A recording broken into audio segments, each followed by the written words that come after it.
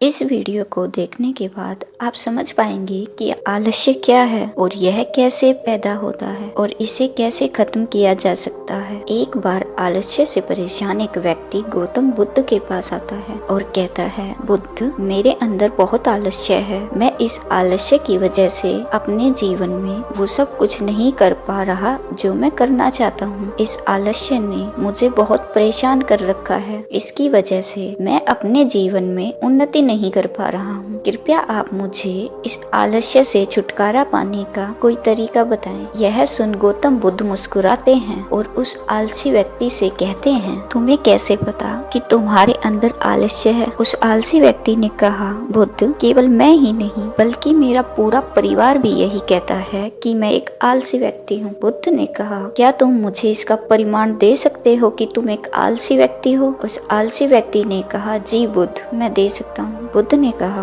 फिर प्रमाण दो। उस आलसी व्यक्ति ने कहा, बुद्ध, मैं ये तो जानता हूँ कि सुबह उठना मेरे स्वार्थ और मेरे मन दोनों के लिए ही लाभकारी है, लेकिन मेरा आलस्य मुझे सुबह जल्दी उठने ही नहीं देता। बुद्ध ने कहा, अच्छा, परंतु क्या तुम्हें पता है कि आलस्य होता क्या है? उस आलसी व्यक्ति ने कहा, बुद्ध, मुझे ये तो नहीं मालूम कि आलस्य होता क्या है, लेकिन यह जो कुछ भी है बहुत बुरा है। बुद्ध ने कहा, आलस्य एक मानसिक अवस्था है, एक विचार है जिसे जाने अनजाने हम इंसान खुद ही अपने अंदर पैदा करते हैं। आलसी व्यक्ति ने कहा, परंतु वो कैसे? बुद्ध ने कहा, पहले तो तुम यह समझो कि हमारे भीतर आलस्य दो कारणों से पैदा होता है। पहला कारण है शारीरिक और दूसरा कारण है मानसिक। शारीरिक आलस्य का पहला कारण है भोजन। जब हम कोई ऐसा भोजन ग्रहण करते हैं जिसमें खुद कोई जीवन नहीं है, तो यह भोजन हमारे शरीर के लिए बोझ बन जाता है और फिर यह हमारे अंदर आलस्य पैदा करता है, क्योंकि हमारा शरीर भोजन से मिलने वाली ऊर्जा के सहारे चलता है और फिर हम इसे जैसा भोजन देते हैं वैसी ही ऊर्जा हमारे शरीर को भी प्राप्त होती है। इसलिए अगर तुम आलस्य से बचना चाहते हो तो आसानी से पचने वाले और सीधे प्रकृति से प्राप्त होने वाले भोज्य पदार्थों को अपने भोजन में शामिल कर लो। शरीर के स्तर पर आलस्य का दूसरा कारण है गलत तरीके से चलना, गलत तरीके से बैठना और गलत तरीके से लेटना। गौतम बुद्ध ने आश्रम के भिक्षुओं की तरफ इशारा करते हुए उस आलसी व्यक्ति से कहा, अगर तुम ध्यान से देखो तो तुम्हें आश्रम के इन भिक्षुओं के चलने, बैठने और लेटने की अवस्थाओं में एक विशेष प्रकार का संतुलन नजर आएगा। जब यह चलते हैं तो इनके पैरों के बीच एक तालमेल होता है। जब यह बैठते हैं तो इनकी रीढ़ की हड्डी एकदम सीधी होती है और गर्दन थोड़ी सी ऊपर होती है। जब यह लेटते हैं तो इनका शरीर एकदम स्थिर होता है। इनके शरीर के किसी भी अंग पर कोई तनाव नहीं होता, जिसके कारण इन्हें गहरी और आरामदायक नींद आती है। उस आलसी व्यक्ति ने पूछा, बुद्ध, क्या पर्याप्त नींद लेना भी उतना ही जरूरी है? बुद्ध ने कहा, न कम न ज्यादा, हमेशा ही पर्याप्त मात्रा में सोना लाभकारी होता है। अगर तुम आज रात पर्याप्त नींद नहीं लेते तो तुम्हारा कल का पूरा दिन और आलस्य से भरा होगा, इसलिए पर्याप्त नींद भी उतनी ही जरूरी है। आलसी व्यक्ति ने कहा, हाँ बुद्ध, ये तो मैंने भी महसूस किया है। बुद्ध ने कहा, शरीर के स्तर पर आलस्य का तीसरा कारण है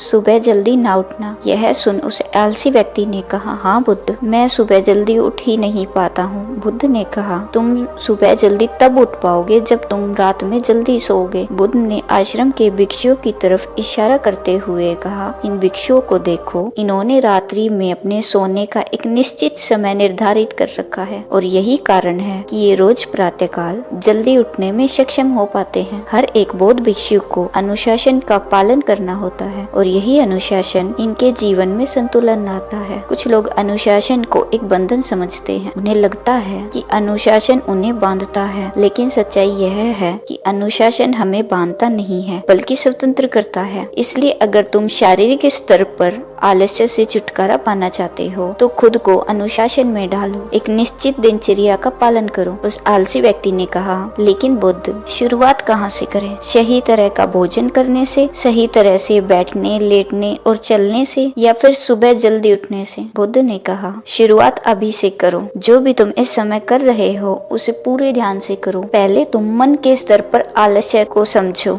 बुद्ध ने कहा, मन के स्तर पर आलस्य का पहला कारण है हमारी पुरानी गलत धारणाएं। जब हम किसी काम के लिए खुद को काबिल नहीं समझते तब हमारे भीतर आलस्य पैदा होता है। अगर हमारे मन ने यह विश्वास कर लिया कि पिछली बार की तरह इस बार भी मैं इस काम में असफल ही होऊंगा, तो उस काम को करने में हमें आलस्य आएगा। जबकि हम खुद को यह नहीं समझा पाते कि पिछली बार और इस बार में बहुत फर्क है। अब हम मानसिक तौर पर वह नहीं है जो पहले थे। हमने पिछली हार से बहुत कुछ सीखा भी है। इसलिए मानसिक आलस्य से बचने के लिए सबसे पहले खुद पर विश्वास करना सीखो। मानसिक आलस्य का दूसरा कारण है छोटी सोच वाले और आलसी व्यक्तियों का साथ करना। कई बार ऐसा होता है कि हम खुद आलसी नहीं होते, लेकिन कुछ आलसी और कामचोर लोगों के साथ रहते रहते हम खुद भी आलसी और कामचोर हो जाते हैं। यह सुनो आलसी व्यक्ति ने कहा, हाँ बुद्ध, यह तो मैंने भी महसूस किया है। बुद्ध ने कहा, तो सबसे पहले आलसी और कामचोर लोगों की संगति में रहना छोड़ दो। बुद्ध ने आगे कहा, मानसिक आलस्य का तीसरा कारण यह है काम को टालने की आदत। काम को टालना आलस्य और मानसिक तनाव का सबसे बड़ा कारण है। शुरुआत में तो हमें पता नहीं चलता, लेकिन धीरे धीरे यह आदत हमारे अंदर घर कर जाती है और यह एक अकेली आदत ही किसी भी इंसान की जिंदगी बर्बाद करने के लिए काफी है। इसलिए जो काम आज किया जा सकता है उसे कल पर कभी न टालें। बुद्ध ने कहा, मानसिक आलस्य का चौथा कारण है लक्ष्य का स्पष्ट न होना। मान लो तुम किसी बड़े से रेगिस्तान में फंस चुके हो और तुम्हें जोरों की प्यास लगी है, तब तुम क्या करोगे? उस आलसी व्यक्ति ने कहा, मैं पानी की तलाश करूंगा। मैं कोशिश करूंगा कि जल्द से जल्द